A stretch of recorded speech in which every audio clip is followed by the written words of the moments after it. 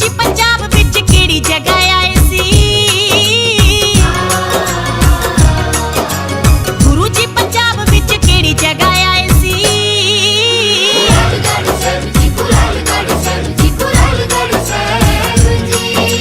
पैर दे अंगूठे नाल पत्थर हिलाए सी।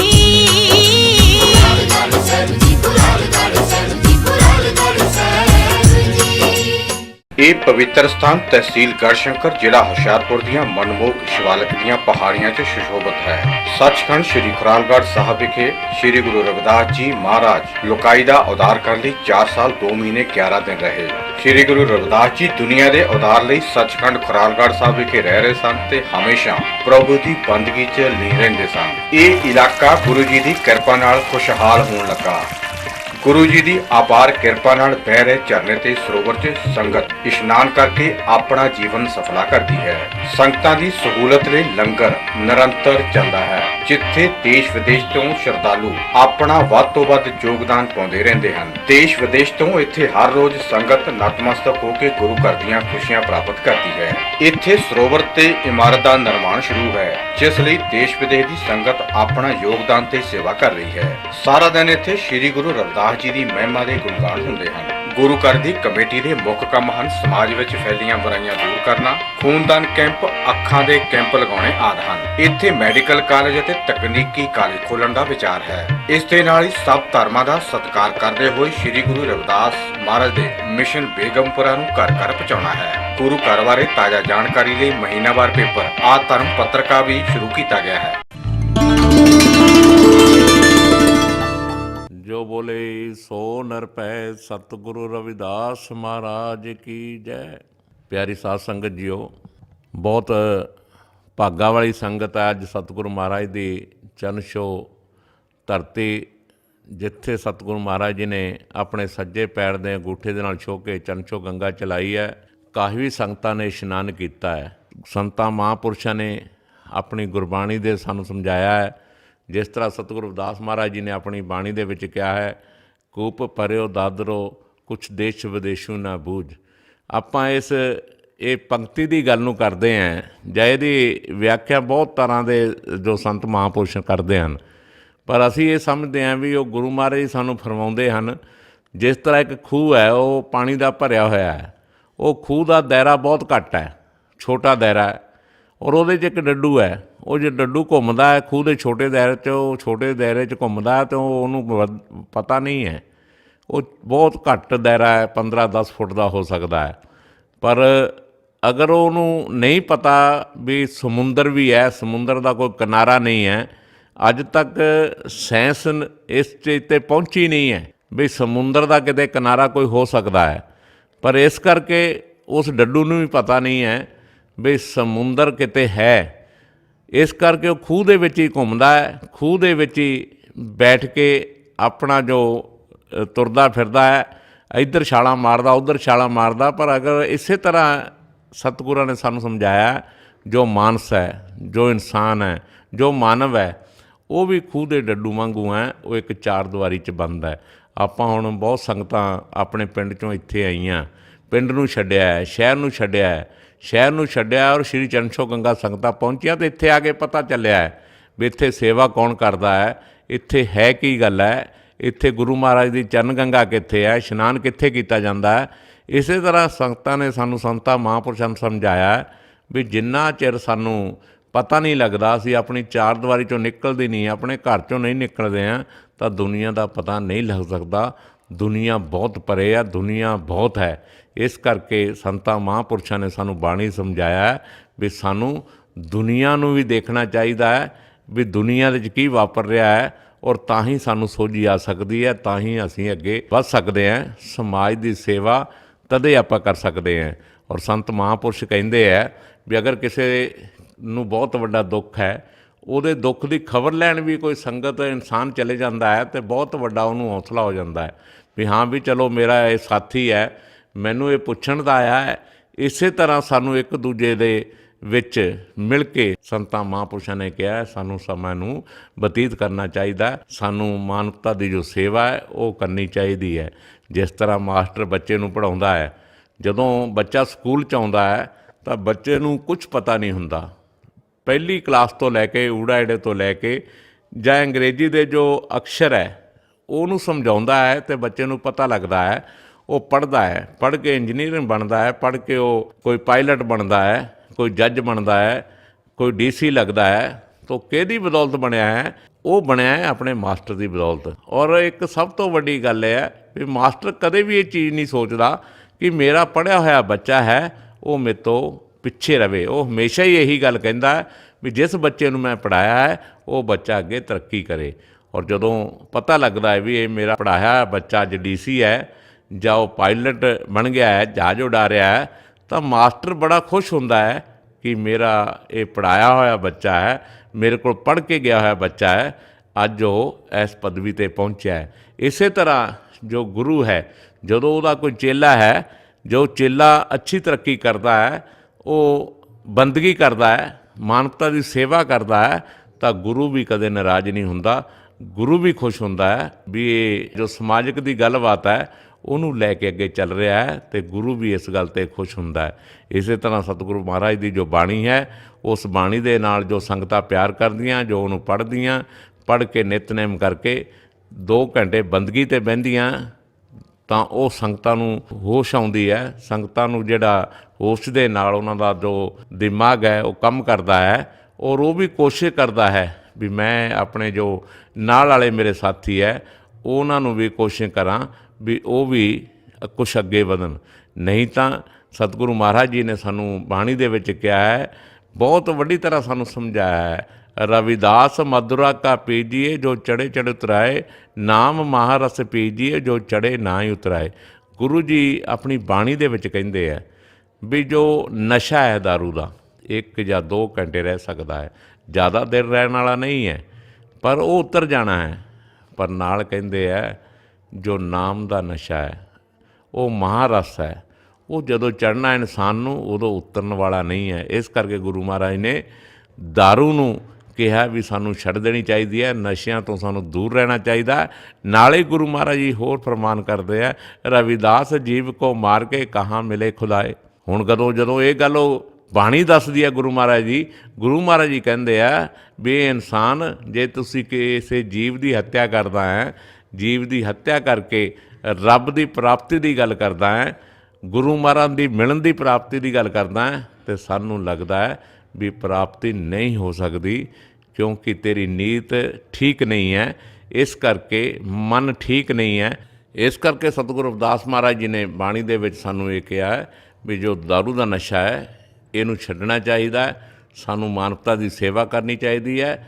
ਤੋ ਇਹ ਗੁਰੂ ਮਹਾਰਾਜ ਦੀ ਜੋ ਬਾਣੀ ਹੈ, ਜੋ ਸਤਿਗੁਰੂ ਰਵਿਦਾਸ ਮਹਾਰਾਜ ਦੀ ਬਾਣੀ ਹੈ, ਉਹਨਾਂ ਨੇ ਇਸ ਦੇ ਵਿੱਚ ਸਾਨੂੰ ਬਹੁਤ ਸੰਗਤ ਨੂੰ ਬਹੁਤ ਵੱਡਾ ਸਮਝਾਇਆ ਹੈ, ਪ੍ਰੇਰਨਾ ਦਿੱਤੀ ਹੈ, ਪਰ ਅਸੀਂ ਨਹੀਂ ਮੰਨਦੇ। ਤੋ ਅੱਜ ਸਾਰੀਆਂ ਸੰਗਤਾਂ ਗੁਰੂ ਮਹਾਰਾਜ ਦੇ ਚਰਨਾਂ 'ਚ ਚਲਾਈ ਹੋਈ ਜੋ ਗੰਗਾ ਹੈ, ਸਾਰੀਆਂ ਸੰਗਤਾਂ ਨੇ ਇਸ਼ਨਾਨ ਕੀਤਾ ਹੈ। ਸਾਰੀਆਂ ਸੰਗਤਾਂ ਇਸ਼ਨਾਨ ਕਰਕੇ ਗੁਰੂ ਮਹਾਰਾਜ ਦੇ ਚਰਨਾਂ 'ਚ ਨਤਮਸਤਕ ਹੋਈਆਂ ਹੈ, ਔਰ ਇੱਥੇ ਬਹੁਤ ਜ਼ਿਆਦਾ ਸੰਗਤਾਂ ਸੇਵਾ 'ਚ ਲੱਗੀਆਂ ਹੋਈਆਂ, ਕਿਉਂਕਿ ਮਹਾਂਪੁਰਸ਼ਾਂ ਨੇ ਕਿਹਾ ਹੈ ਵੀ ਸੇਵਾ ਕਿਹੜੀ ਹੋਣੀ ਚਾਹੀਦੀ ਹੈ? ਸੇਵਾ ਮਾਂ ਬਾਪ ਦੀ ਵੀ ਹੋਣੀ ਚਾਹੀਦੀ ਹੈ।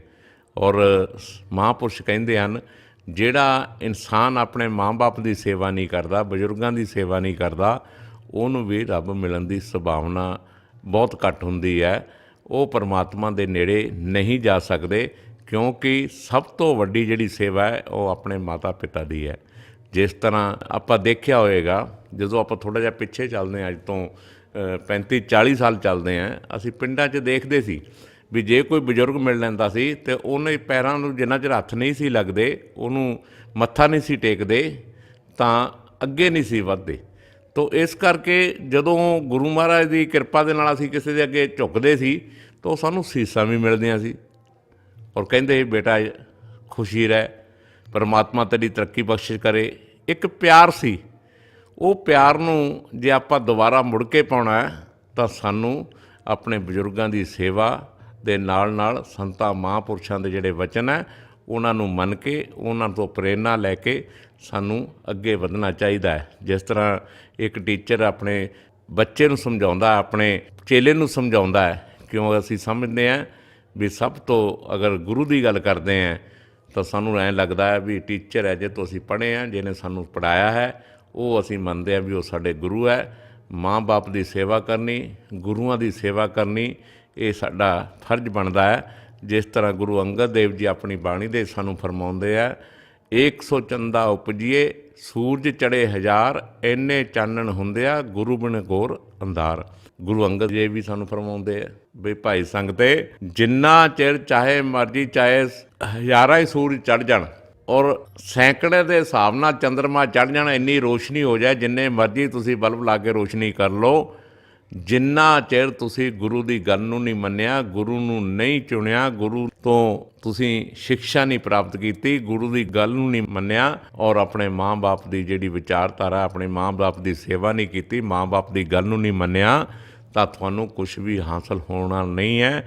ਕੋਈ ਵੀ ਰੋਸ਼ਨੀ ਤੁਹਾਡੇ ਦਿਮਾਗ ਦੇ ਵਿੱਚ ਨਹੀਂ ਆ ਸਕਦੀ, ਤੁਸੀਂ ਅੱਗੇ ਨਹੀਂ ਵਧ ਸਕਦੇ। ਇਹ ਸਿਆਣਿਆਂ ਨੇ, ਮਹਾਂਪੁਰਸ਼ਾਂ ਨੇ, ਸਤਿਗੁਰਾਂ ਨੇ ਸਾਨੂੰ ਬਾਣੀ ਦੇ ਵਿੱਚ ਹਮੇਸ਼ਾ ਹੀ ਫਰਮਾਉਂਦੇ ਰਹੇ ਹੈ। ਇਸ ਕਰਕੇ ਸਾਧ ਸੰਗਤ ਜੀ, ਜੀਵਨ ਦੇ ਵਿੱਚ ਆਪਾਂ ਆਏ ਹਾਂ, ਮਾਤ ਲੋਕ 'ਚ ਆਏ ਹਾਂ, ਮਾਤ ਲੋਕ ਦੇ ਵਿੱਚ ਆਏ ਹਾਂ, ਅਤੇ ਸਾਨੂੰ ਸਮਾਜ ਦੀ ਸੇਵਾ ਔਰ ਪਰਿਵਾਰ ਦੀ ਸੇਵਾ ਇਹ ਕਰਨੀ ਚਾਹੀਦੀ ਹੈ, ਤਾਂ ਕਿ ਸੇਵਾ ਕਰਕੇ ਹੀ ਆਉਣ ਵਾਲਾ ਜੋ ਸਮਾਜ ਹੈ ਅੱਗੇ ਵੱਧ ਸਕਦਾ ਹੈ। ਔਰ ਜਿਸ ਤਰ੍ਹਾਂ ਮਾਨਯੋਗ ਸਾਡੇ ਬਾਬਾ ਸਾਹਿਬ ਡਾਕਟਰ ਭੀਮ ਰਾਓ ਅੰਬੇਡਕਰ ਜੀ ਨੇ ਸਾਨੂੰ ਵਿਚਾਰਧਾਰਾ ਦੱਸੀ ਹੈ, ਪੜ੍ਹੋ, ਜੁੜੋ, ਸੰਘਰਸ਼ ਕਰੋ, ਉਸ ਦੇ ਤਹਿਤ ਸਾਨੂੰ ਪੜ੍ਹਨਾ ਚਾਹੀਦਾ ਹੈ ਔਰ ਸਾਨੂੰ ਅੱਗੇ ਵਧਣਾ ਚਾਹੀਦਾ ਹੈ। ਔਰ ਸੰਘਰਸ਼ ਇਹ ਨਹੀਂ ਹੈ ਵੀ ਸਾਡੇ ਨੌਜਵਾਨ ਜੋ ਹੈ ਉਹ ਤਲਵਾਰਾਂ ਚੱਕੀ ਫਿਰਨ, ਗੰਡਾਸੇ ਚੱਕੀ ਫਿਰਨ, ਨਹੀਂ। ਸੰਘਰਸ਼ ਜੀਵਨ ਦਾ ਹੈ। ਜੀਵਨ ਦਾ ਕੀ ਸੰਘਰਸ਼ ਹੈ? ਸਾਨੂੰ ਅੱਗੇ ਚੱਲਣਾ ਚਾਹੀਦਾ, ਜੀਵਨ 'ਤੇ ਸੰਘਰਸ਼ ਕਰਨਾ ਚਾਹੀਦਾ ਹੈ। ਜਿਹੜਾ ਇਨਸਾਨ ਸੰਘਰਸ਼ ਕਰਦਾ ਜੀਵਨ ਦੇ ਵਿੱਚ, ਚਾਹੇ ਉਹ ਖੇਤੀ ਦਾ ਸੰਘਰਸ਼ ਹੋਵੇ, ਚਾਹੇ ਉਹ ਪੜ੍ਹਾਈ ਦਾ ਸੰਘਰਸ਼ ਹੋਵੇ, ਚਾਹੇ ਕੋਈ ਹੋਰ ਕਿਸਮ ਦਾ ਸੰਘਰਸ਼ ਹੋਵੇ, ਉਹ ਹਮੇਸ਼ਾ ਹੀ ਕਾਮਯਾਬ ਹੁੰਦਾ ਹੈ। ਔਰ ਕਾਮਯਾਬ ਹੁੰਦਾ ਤਾਂ ਉਹਨੂੰ ਸਕੂਨ ਵੀ ਮਿਲਦਾ ਹੈ, ਉਹਨੂੰ ਸ਼ਾਂਤੀ ਵੀ ਮਿਲਦੀ ਹੈ।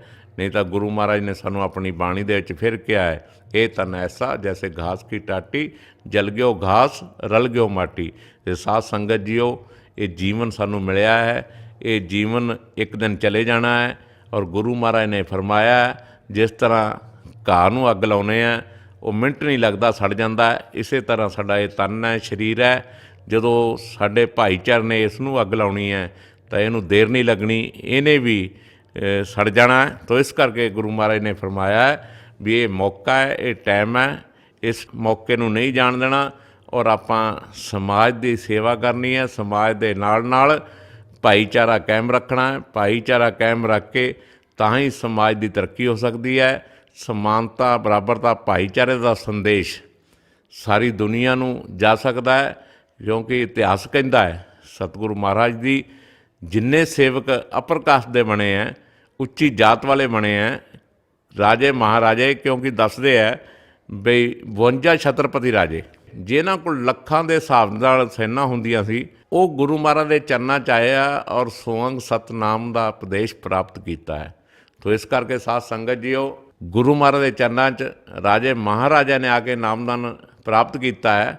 ਤੋ ਸਾਨੂੰ ਚਾਹੀਦਾ ਵੀ ਉਹਨਾਂ ਦੀ ਬਾਣੀ ਨੂੰ ਆਪਾਂ ਪੜ੍ਹ ਕੇ, ਸੁਣ ਕੇ ਸਾਨੂੰ ਅਮਲ ਕਰਨਾ ਚਾਹੀਦਾ ਹੈ, ਪ੍ਰੈਕਟੀਕਲ ਕਰਨਾ ਚਾਹੀਦਾ ਹੈ।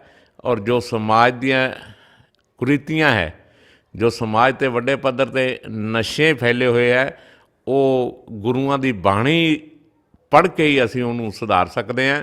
ਗੁਰੂਆਂ ਦੀ ਬਾਣੀ ਨੂੰ ਸੁਣ ਕੇ ਹੀ ਅਸੀਂ ਨਸ਼ਿਆਂ ਤੋਂ ਦੂਰ ਰਹਿ ਸਕਦੇ ਹਾਂ, ਕਿਉਂਕਿ ਸਾਨੂੰ ਪ੍ਰੇਰਨਾ ਮਿਲਦੀ ਹੈ, ਸਤਿਗੁਰਾਂ ਤੋਂ ਪ੍ਰੇਰਨਾ ਮਿਲਦੀ ਹੈ। ਇਸ ਕਰਕੇ ਸਤਿਗੁਰਾਂ ਦੀ ਗੱਲ ਨੂੰ, ਉਹਨਾਂ ਦੀ ਵਿਚਾਰਧਾਰਾ ਨੂੰ ਸਾਨੂੰ, ਅਗਰ ਇੱਥੇ ਆਪਾਂ ਚਰਨ ਛੋਹ ਗੰਗਾ ਵਿਖੇ ਨਤਮਸਤ ਹੋਏ ਹਾਂ, ਜਿੱਥੇ ਸਤਿਗੁਰੂ ਮਹਾਰਾਜ ਜੀ ਨੇ ਸੋਹੰਗ ਸਤਨਾਮ ਦਾ ਉਪਦੇਸ਼ ਸਾਰੀ ਦੁਨੀਆ ਨੂੰ ਵੰਡਿਆ ਹੈ, ਸਾਰੇ ਸੰਸਾਰ ਨੂੰ ਵੰਡਿਆ ਹੈ, ਉਹ ਸਤਨਾਮ ਸੋਹੰਗ ਦਾ ਉਪਦੇਸ਼ ਸਾਨੂੰ ਇੱਥੇ ਜਪ ਕੇ, ਗੁਰੂ ਮਹਾਰਾਜ ਦੇ ਚਰਨਾਂ ਦੇ ਵਿੱਚ ਲੀਨ ਹੋ ਕੇ, ਔਰ ਜੋ ਗੁਰੂਆਂ ਦੀ ਬੰਦਗੀ ਹੈ, ਗੁਰੂਆਂ ਦੀ ਗੱਲ ਨੂੰ ਮੰਨ ਕੇ ਸਾਨੂੰ ਉਹਨਾਂ ਦੀ ਵਿਚਾਰਧਾਰਾ ਨੂੰ ਜਨ ਜਨ ਤੱਕ ਘਰ ਘਰ ਲੈ ਕੇ ਜਾਣਾ ਚਾਹੀਦਾ ਹੈ, ਤਾਂ ਕਿ ਜੋ ਸਮਾਜ ਦੇ ਵਿੱਚ ਬੁਰਾਈਆਂ ਹੈ ਉਹ ਦੂਰ ਹੋ ਸਕਣ। ਜਿਸ ਤਰ੍ਹਾਂ ਆਪਾਂ ਇੱਥੇ ਸੰਗਤਾਂ ਆਈਆਂ, ਕਿਉਂਕਿ ਸਾਨੂੰ ਕਾਫੀ ਲੋਕ ਇੱਥੇ ਆਉਂਦੇ ਹੈ ਵੀ ਗੁਰੂ ਮਹਾਰਾਜ ਦੀ ਜੋ ਚਲਾਈ ਹੋਈ ਅੰਮ੍ਰਿਤ ਗੰਗਾ ਹੈ, ਜਦੋਂ ਇੱਥੇ ਆ ਗਏ, ਇੱਥੇ ਕਈ ਲੋਕ ਇਹੋ ਜਿਹੇ ਆਏ ਹੈ ਜਿਹੜੇ ਸਵੇਰ ਤੋਂ ਲੈ ਕੇ ਦਾਰੂ ਪੀਣ ਬਹਿ ਜਾਂਦੇ ਸੀ, ਪਰ ਜਦੋਂ ਇੱਥੇ ਆ ਕੇ ਉਹਨਾਂ ਨੇ ਅੰਮ੍ਰਿਤ ਨੂੰ ਲਿਆ ਹੈ, ਗੁਰੂ ਮਹਾਰਾਜ ਦੇ ਚਰਨਾਂ 'ਚ ਨਤਮਸਤ ਕੀਤੀ ਹੈ, ਉਹ ਕਾਫੀ ਲੋਕ ਸੈਂਕੜਿਆਂ ਦੇ ਹਿਸਾਬ ਨਾਲ ਨਸ਼ੇ ਨੂੰ ਛੱਡ ਚੁੱਕੇ ਹੈ। ਔਰ ਸਾਨੂੰ ਇਹ ਲੱਗਦਾ ਹੈ ਵੀ ਜੋ ਇਹ ਅੰਮ੍ਰਿਤ ਗੰਗਾ ਹੈ, ਇਹਦੇ 'ਚ ਗੁਰੂ ਮਹਾਰਾਜ ਦੀ ਅਪਾਰ ਕਿਰਪਾ ਹੈ। ਜੇ ਉਹ ਬਿਨਾਂ ਡਾਕਟਰੀ ਤੋਂ ਜਾਂ ਹੋਰ ਦਵਾਈ ਦਾਰੂ ਤੋਂ ਇੱਥੇ ਜੋ ਅੰਮ੍ਰਿਤ ਗੰਗਾ ਹੈ, ਜੋ ਜਲ ਹੈ, ਇਹਨੂੰ ਲੈ ਕੇ ਹੀ ਨਸ਼ਾ ਛੱਡ ਸਕਦੇ ਆ। ਅਸੀਂ ਕਹਿੰਦੇ ਹਾਂ ਵੀ ਇੱਥੇ ਸਤਿਗੁਰੂ ਮਹਾਰਾਜ ਦੀ ਰਹਿਮਤ ਹੈ, ਕਿਰਪਾ ਹੈ ਉਹਨਾਂ ਦੀ, ਇਸ ਕਰਕੇ ਇੱਥੇ ਇੱਕ ਸ਼ਕਤੀ ਹੈ। ਔਰ ਸਿਆਣਿਆਂ ਦਾ, ਮਹਾਂਪੁਰਸ਼ਾਂ ਦਾ ਕਥਨ ਹੈ ਵੀ ਜਿਹੜਾ ਬੰਦਾ ਜਿਹੜਾ ਸੇਵਾ ਕਰਦਾ ਹੈ, ਸਿਆਣਿਆਂ ਦੀ ਸੇਵਾ ਕਰਦਾ ਹੈ, ਚਾਹੇ ਮਹਾਂਪੁਰਸ਼ਾਂ ਦੀ ਕਰਦਾ ਹੈ, ਚਾਹੇ ਆ ਕੇ ਸੰਗਤ ਜਿੱਥੇ ਆਉਂਦੀ ਹੈ ਉਹਨਾਂ ਦੀ ਜੋ ਚਰਨ ਪਏ ਹੁੰਦੇ ਆ ਉੱਥੇ ਆ ਕੇ ਸੇਵਾ ਕਰਦਾ ਹੈ, ਉਹਨੂੰ ਕਾਫੀ ਸਮਾਜ ਦੇ ਤਰੱਕੀ ਵੀ ਮਿਲਦੀ ਹੈ, ਉਹਨੂੰ ਮਨ ਦੇ ਸਕੂਨ ਮਿਲਦਾ ਹੈ, ਮਨ ਸ਼ਾਂਤੀ ਮਿਲਦੀ ਹੈ। ਤੋ ਇਸ ਕਰਕੇ ਸੰਗਤਾਂ ਵੱਡੇ ਪੱਧਰ 'ਤੇ ਇੱਥੇ ਆ ਰਹੀਆਂ। ਔਰ ਗੁਰੂ ਮਹਾਰਾਜ ਦਾ ਜੋ ਸਰੋਵਰ ਹੈ, ਚਰਨ ਛੋਹ ਗੰਗਾ ਹੈ, ਸਰੋਵਰ ਸਾਹਿਬ ਤੋਂ ਜਲ ਲੈ ਕੇ ਆਪਣਾ ਜੀਵਨ ਜਿਹੜਾ ਸਫਲ ਕਰ ਰਹੀਆਂ। ਔਰ ਕਾਫੀ ਸੰਗਤਾਂ ਨੇ ਸਾਨੂੰ ਆ ਕੇ ਦੱਸਿਆ ਹੈ ਵੀ ਸਾਡੀਆਂ ਕਈ ਇਹੋ ਜਿਹੀਆਂ ਬਿਮਾਰੀਆਂ ਜਿਹੜੀਆਂ ਇਸ ਜਲ ਤੋਂ ਦੂਰ ਵੀ ਹੋਈਆਂ, ਕਿਉਂਕਿ ਇੱਕ ਆਸਥਾ ਹੋਣੀ ਚਾਹੀਦੀ ਹੈ। ਔਰ ਡਾਕਟਰ ਵਿਗਿਆਨ ਵੀ ਕਹਿੰਦਾ ਹੈ ਵੀ ਜੇ ਕਿਸੇ ਨੂੰ ਬਿਮਾਰੀ ਹੈ, ਜੋ ਬਿਮਾਰੀ ਨੂੰ ਸੋਚੀ ਜਾਏਗਾ ਵੀ ਮੈਨੂੰ ਆ ਬਿਮਾਰੀ ਲੱਗੀ ਹੋਈ ਹੈ, ਵੀ ਮੈਂ ਨਹੀਂ ਰਹਿਣਾ, ਮੈਂ ਫਲਾਨਾ ਹੋ ਜਾਣਾ, ਤਾਂ ਲੱਗਦਾ ਵੀ ਉਹ ਬਿਮਾਰੀ ਜ਼ਿਆਦਾ ਅਸਰ ਕਰਦੀ ਹੈ। ਅਗਰ ਆਸਥਾ ਹੋਵੇ ਵੀ ਨਹੀਂ, ਮੈਂ ਸਤਿਗੁਰਾਂ ਦੇ ਚਰਨਾਂ 'ਚ ਆਇਆ ਅਤੇ ਸਤਿਗੁਰਾਂ ਦੀ ਤੋਂ ਪ੍ਰੇਰਨਾ ਲਈ ਆ, ਉਹਨਾਂ ਦੀ ਬਾਣੀ ਨੂੰ ਸੁਣਿਆ ਹੈ, ਅਤੇ ਕੁਦਰਤੀ ਗੱਲ ਹੈ, ਮਨ ਨੂੰ ਸਕੂਨ ਮਿਲਦਾ ਹੈ, ਬਿਮਾਰੀ ਜਿਹੜੀ ਆ ਉਹ ਘਟ ਜਾਂਦੀ ਹੈ। ਤੋ ਇਸ ਕਰਕੇ ਹੌਸਲੇ ਦੇ ਨਾਲ ਹੌਸਲਾ ਜ਼ਰੂਰੀ ਹੈ। ਅਗਰ ਬੰਦਾ ਹੌਸਲਾ ਵੀ ਕਰਦਾ, ਇਨਸਾਨ ਹੌਸਲਾ ਵੀ ਕਰਦਾ ਹੈ, ਨਾਲ ਨਾਲ ਗੁਰੂਆਂ ਦੀ ਬਾਣੀ ਨੂੰ ਵੀ ਸੁਣਦਾ ਹੈ, ਤਾਂ ਸਾਨੂੰ ਇਹ ਲੱਗਦਾ ਹੈ ਵੀ ਕਾਫੀ ਮਨ ਨੂੰ ਸ਼ਾਂਤੀ ਮਿਲਦੀ ਹੈ, ਕਾਫੀ ਜਿਹੜੀ ਬਿਮਾਰੀ ਹੈ ਉਹ ਦੂਰ ਹੋ ਸਕਦੀ ਹੈ। ਤੋ ਇਸ ਕਰਕੇ ਵਿਗਿਆਨਕ ਤੱਥ ਵੀ ਹੈ ਵੀ ਡਾਕਟਰ ਦੀ ਦਵਾਈ ਤੋਂ ਬਿਨਾਂ, ਜਿਸ ਤਰ੍ਹਾਂ ਮਹਾਂਪੁਰਸ਼ ਕਹਿੰਦੇ ਆ ਵੀ ਅਗਰ ਸਿਰ ਦਰਦ ਹੈ, ਬੁਖਾਰ ਹੈ, ਤਾਂ ਦਵਾਈ ਲੈਣੀ ਜ਼ਰੂਰੀ ਹੈ। ਔਰ ਇਸੇ ਤਰ੍ਹਾਂ ਅਗਰ ਦਵਾਈ ਵੀ ਆਪਾਂ ਲਈ ਹੈ, ਮਨ ਨੂੰ ਮਨ 'ਚ ਰੱਖ ਕੇ ਦਵਾਈ ਲਈ, ਮੈਂ ਦਵਾਈ ਖਾਧੀ ਹੈ, ਮੇਰਾ ਬੁਖਾਰ ਉਤਰ ਜਾਏਗਾ, ਮੇਰਾ ਸਿਰ ਠੀਕ ਹੋ ਜਾਏਗਾ, ਤਦ ਹੀ ਹੈ। ਜੇ ਆਪਾਂ ਹੀ ਸੋਚਾਂਗੇ ਦਵਾਈ ਲਈਏ ਯਾਰ ਇਹ ਤਾਂ ਉਤਰਨਾ ਹੀ ਨਹੀਂ, ਹੋਰ ਕਿਸੇ ਡਾਕਟਰ ਕੋਲ ਚਲੇ ਜਾਓ, ਇਹ ਤਾਂ ਹੋਰ ਡਾਕਟਰ ਕੋਲ ਚਲੇ ਜਾਓ। ਤਾਂ ਇਹ ਮਨ ਦੀ ਜਿਹੜੀ ਸ਼ਾਂਤੀ ਹੈ, ਇਹਦੇ ਵਿੱਚ ਹੀ ਸਭ ਕੁਛ ਹੈ। ਜਦੋਂ ਮਨ ਨੂੰ ਸ਼ਾਂਤੀ ਮਿਲਦੀ ਹੈ ਤਾਂ ਜਿਹੜੀ ਸਾਡੀ ਬੋਡੀ ਹੈ, ਸਰੀਰ ਹੈ, ਇਹ ਹਮੇਸ਼ਾ ਹੀ ਖੁਸ਼ ਰਹਿੰਦਾ ਹੈ। ਔਰ ਜਦੋਂ ਖੁਸ਼ ਰਹਿੰਦਾ ਹੈ ਤਾਂ ਕੋਈ ਬਿਮਾਰੀ ਕੋਈ ਹੋਰ ਨੇੜੇ ਵੀ ਨਹੀਂ ਆਉਂਦੀ। ਇਸ ਕਰਕੇ ਸਾਧ ਸੰਗਤ ਜੀਓ, ਆਪਾਂ ਸਾਰਿਆਂ ਨੇ ਸਤਿਗੁਰੂ ਮਹਾਰਾਜ ਦੇ ਚਰਨਾਂ ਦਾ ਆਸ਼ੀਰਵਾਦ ਪ੍ਰਾਪਤ ਕੀਤਾ ਹੈ। ਔਰ ਅਸੀਂ ਚਾਹੁੰਦੇ ਹਾਂ ਵੀ ਜਿੰਨੀ ਵੀ ਸੰਗਤ ਆਈ ਹੈ, ਸਾਰਿਆਂ ਨੂੰ ਸਤਿਗੁਰੂ ਮਹਾਰਾਜ ਜੀ, ਗੁਰੂ ਰਵਿਦਾਸ ਜੀ ਚੜ੍ਹਦੀਆਂ ਕਲਾ ਬਖਸ਼ ਕਰਨ, ਦਇਆ ਕਰਨ, ਰਹਿਮ ਕਰਨ, ਔਰ ਸਾਰਿਆਂ 'ਤੇ ਮਿਹਰ ਭਰੇ ਹੱਥ ਰੱਖਣ। ਜੈ ਗੁਰਦੇਵ, ਧੰਨ ਗੁਰਦੇਵ, ਜੋ ਬੋਲੇ ਸੋ ਨਿਰਭੈ, ਸਤਿਗੁਰੂ ਰਵਿਦਾਸ ਮਹਾਰਾਜ ਕੀ ਜੈ। ਗੁਰੂ ਪਿਆਰੀ, ਗੁਰੂ ਸਵਾਰੀ ਸਾਧ ਸੰਗਤ ਜੀਓ, ਸਮੂਹ ਆਲ ਇੰਡੀਆ ਦੇ ਧਰਮ ਮਿਸ਼ਨ ਸ਼੍ਰੀ ਗੁਰੂ ਰਵਿਦਾਸ ਇਤਿਹਾਸਿਕ ਧਰਮ ਸਥਾਨ ਚਰਨ ਛੋਹ ਗੰਗਾ ਅੰਮ੍ਰਿਤ ਕੁੰਡ ਸੱਚਖੰਡ ਸਾਹਿਬ ਦੀ ਕਮੇਟੀ ਵੱਲੋਂ ਸਾਰੀਆਂ ਸੰਗਤਾਂ ਨੂੰ ਨਿਮਰਤਾ ਸਹਿਤ ਬੇਨਤੀ ਕੀਤੀ ਜਾਂਦੀ ਹੈ ਕਿ ਗੁਰੂ ਘਰ ਦੇ ਵਿੱਚ ਕਾਰ ਸੇਵਾ ਆਰੰਭ ਹੈ। ਤੋ ਸਾਰੀਆਂ ਸੰਗਤਾਂ ਨੂੰ ਬੇਨਤੀ ਹੈ ਕਿ ਜਿੰਨੇ ਵੀ ਗੁਰੂ ਪਾਤਸ਼ਾਹ ਨੇ ਆਪ ਜੀ ਨੂੰ ਸਮਰੱਥਾ ਬਖਸ਼ਿਸ਼ ਕੀਤੀ ਹੈ, ਉਸ ਨੂੰ ਮੁੱਖ ਰੱਖ ਕੇ ਆਪਣੇ ਪਰਿਵਾਰ ਦੀ ਪਰਵਰਿਸ਼ ਕਰਦੇ ਹੋਏ, ਬੱਚਿਆਂ ਦੀ ਪੜ੍ਹਾਈ ਦਾ ਖਿਆਲ ਰੱਖਦੇ ਹੋਏ, ਜੇ ਆਪ ਜੀ ਦੇ ਪਾਸ ਸਤਿਗੁਰੂ ਰਵਿਦਾਸ ਮਹਾਰਾਜ ਦੀ ਕਿਰਪਾ ਹੈ ਤੇ ਉਸ ਦੇ ਵਿੱਚੋਂ ਕੁਝ ਨਾ ਕੁਝ ਦਸਾਂ ਕੱਢ ਕੇ ਗੁਰੂ ਪਾਤਸ਼ਾਹ ਦੇ ਕਾਰ ਸੇਵਾ ਦੇ ਵਿੱਚ ਯੋਗਦਾਨ ਪਾ ਕੇ ਸਤਿਗੁਰੂ ਰਵਿਦਾਸ ਮਹਾਰਾਜ ਦਾ ਆਸ਼ੀਰਵਾਦ ਪ੍ਰਾਪਤ ਕਰੋ, ਆਪਣੇ ਜਨਮ ਸਫਲ ਕਰੋ ਜੀ। ਪਾਥੜੀ ਤੋਂ ਗੁਰੂ ਘਰ ਲਈ ਮੁਫਤ ਗੱਡੀ ਸੇਵਾ। ਸੰਗਤ ਦੀ ਸਹੂਲਤ ਲਈ ਸ਼੍ਰੀ ਚਰਨ ਛੋਹ ਗੰਗਾ ਲਈ ਮੁਫਤ ਗੱਡੀ ਦੀ ਸੇਵਾ ਸ਼ੁਰੂ ਕੀਤੀ ਗਈ ਹੈ, ਜਿਸ ਤੋਂ ਸੰਗਤਾਂ ਫਾਇਦਾ ਲੈ ਸਕਦੀਆਂ ਹਨ ਅਤੇ ਗੁਰੂ ਘਰ ਦੇ ਦਰਸ਼ਨ ਕਰ ਸਕਦੀਆਂ ਹਨ। ਬਾਬੂ ਮੰਗੂ ਰਾਮ ਮੰਗੋਵਾਲੀਆ ਜੀ ਦੇ ਜਨਮ ਦਿਵਸ ਸਮਾਗਮ ਮੌਕੇ 2 ਦਿਨਾਂ ਵਿਸ਼ਾਲ ਸ਼ੋਭਾ ਯਾਤਰਾ ਮਿਤੀ 31 ਦਸੰਬਰ 2019 ਅਤੇ 1 ਜਨਵਰੀ 2020 ਨੂੰ ਮਹਾਨ ਕਦਰੀ ਬਾਬਾ ਤੇ ਆ ਧਰਮ ਮੰਡਲ ਦੇ ਬਾਨੀ ਬਾਬੂ ਮੰਗੂ ਰਾਮ ਮੰਗੋਵਾਲੀਆ ਜੀ ਜਨਮ ਵਰੇਗੰਢ ਦੇ ਸਬੰਧ 'ਚ ਸ੍ਰੀ ਗੁਰੂ ਰਵਿਦਾਸ ਇਤਿਹਾਸਿਕ ਧਰਮ ਅਸਥਾਨ ਸ੍ਰੀ ਚਰਨ ਛੋਹ ਗੰਗਾ ਅੰਮ੍ਰਿਤ ਕੁੰਡ ਸੱਚਖੰਡ ਸ੍ਰੀ ਖੁਰਾਰਗੜ੍ਹ ਸਾਹਿਬ ਵਿਖੇ ਮਹਾਨ ਸਮਾਗਮ ਦੇਸ਼ ਵਿਦੇਸ਼ ਦੀ ਸੰਗਤ ਦੇ ਸਹਿਯੋਗ ਨਾਲ 31 ਦਸੰਬਰ 2019 ਤੇ 1 ਜਨਵਰੀ 2020 ਨੂੰ ਗੁਰੂ ਘਰ ਵਿਖੇ ਹੋ ਰਹੇ ਹਨ। ਇਸ ਸੰਬੰਧੀ ਮਾਲਵੇ ਦੀ ਸੰਗਤਾਂ ਵੱਲੋਂ ਇੱਕ ਵਿਸ਼ਾਲ ਸ਼ੋਭਾ ਯਾਤਰਾ ਜੋ ਕਿ 31 ਦਸੰਬਰ ਨੂੰ ਲਹਿਰਾ ਗਾਗਾ ਤੋਂ ਸਵੇਰੇ 7 ਵਜੇ ਸ਼ੁਰੂ ਹੋ ਕੇ ਵੱਖ-ਵੱਖ ਪਿੰਡਾਂ ਤੋਂ ਹੁੰਦੀ ਹੋਈ ਸ੍ਰੀ ਗੁਰੂ ਰਵਿਦਾਸ ਇਤਿਹਾਸਿਕ ਧਰਮ ਸਥਾਨ ਸ੍ਰੀ ਚਰਨ ਛੋਹ ਗੰਗਾ ਅੰਮ੍ਰਿਤ ਕੁੰਡ ਸੱਚਖੰਡ ਸ੍ਰੀ ਖੁਰਾਰਗੜ੍ਹ ਸਾਹਿਬ ਵਿਖੇ ਸੰਪੂਰਨ ਹੋਵੇਗੀ। ਸਮੂਹ ਸੰਗਤਾਂ ਨੂੰ ਪਹੁੰਚਣ ਦਾ ਖੁੱਲ੍ਹਾ ਸੱਦਾ ਹੈ ਜੀ। ਜੈ ਗੁਰਦੇਵ, ਧੰਨ ਗੁਰਦੇਵ। ਗੁਰੂ ਪਿਆਰੀ ਸਾਧ ਸੰਗਤ ਜੀਓ, ਸ੍ਰੀ ਗੁਰੂ ਰਵਿਦਾਸ ਇਤਿਹਾਸਕ ਧਰਮ ਸਥਾਨ ਚਰਨ ਛੋਹ ਗੰਗਾ ਅੰਮ੍ਰਿਤ ਕੁੰਡ ਸੱਚਖੰਡ ਸਾਹਿਬ ਖੁਰਾਲਗੜ੍ਹ ਵਿਖੇ ਚੱਲ ਰਹੀ ਕਾਰ ਸੇਵਾ ਵਿੱਚ ਗੁਰੂ ਪਿਆਰੀ ਸਾਧ ਸੰਗਤ ਜੀ ਆਪ ਸਮੂਹ ਦੇਸ਼ ਵਿਦੇਸ਼ ਦੀਆਂ ਸੰਗਤਾਂ ਨੇ ਤਨ ਮਨ ਧਨ ਦੇ ਨਾਲ ਬਹੁਤ ਵੱਡਾ ਸਹਿਯੋਗ ਪਾਇਆ ਹੈ, ਜਿਸ ਦੀ ਬਦੌਲਤ ਅੱਜ ਸ੍ਰੀ ਚਰਨ ਛੋਹ ਗੰਗਾ ਸੱਚਖੰਡ ਖੁਰਾਲਗੜ੍ਹ ਸਾਹਿਬ ਦਾ ਜੋ ਸਥਾਨ ਹੈ ਉਹ ਪੂਰੀ ਦੁਨੀਆ ਦੇ ਵਿੱਚ ਸੰਗਤਾਂ ਦੇ ਦਿਲਾਂ ਦੇ ਵਿੱਚ ਘਰ ਕਰ ਗਿਆ ਹੈ। ਉਸ ਦੇ ਵਾਸਤੇ ਤੁਸੀਂ ਵਧਾਈ ਦੇ ਪਾਤਰ ਹੋ। ਇਸੇ ਤਰ੍ਹਾਂ ਬਾਊ ਮੰਗੂ ਰਾਮ ਮੋਗੋਵਾਲੀਆ ਜੀ, ਜਿਨ੍ਹਾਂ ਨੇ ਅਣਥੱਕ ਮਿਹਨਤ ਕੀਤੀ, ਗਦਰੀ ਲਹਿਰ ਦੇ ਵਿੱਚ ਜਿੱਥੇ ਹਿੱਸਾ ਪਾਇਆ, ਉੱਥੇ ਆਦਿ ਧਰਮ ਮੰਡਲ ਬਣਾ ਕੇ ਜੋ ਦਬਿਆ ਕੁਚਲਿਆ ਸਮਾਜ ਸੀ ਉਸ ਨੂੰ ਇੱਕ ਨਵੀਂ ਸੇਧ ਦਿੱਤੀ।